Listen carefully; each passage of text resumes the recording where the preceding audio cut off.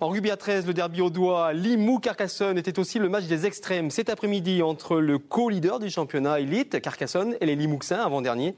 Le match a été splendide et très disputé avec 11 essais à la clé. Résumé de la rencontre, Jérôme Gossin, Pierre Trouillet. Pression maximale dans le vestiaire de Limoux. Les Grizzlies, avant-dernier du championnat de France, vont démarrer la rencontre, le couteau sous la gorge. Je parle de me couper, les gars, c'est ça. J'ai chez Poulard, je travaille pour le couper. Bon, je joue pas pour sa gueule, les gars, pour le couper.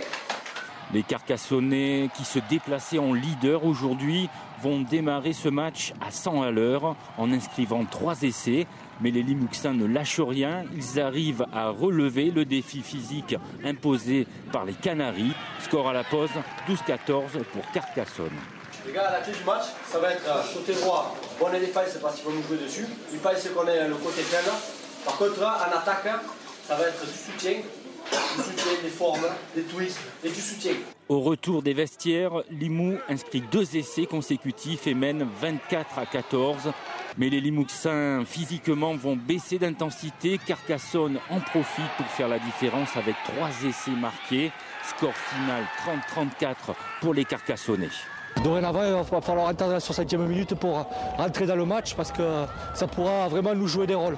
On a une bonne équipe, un bon groupe et je pense qu'il faut continuer à travailler. Et comme je leur ai dit, le maître mot c'est l'humilité. Et je pense que ce soir on en a un peu manqué, je pense, face à cette équipe de Limoux qui a été accrocheuse et courageuse et que je tiens à féliciter. Les Limouxins sont tombés, mais la tête haute.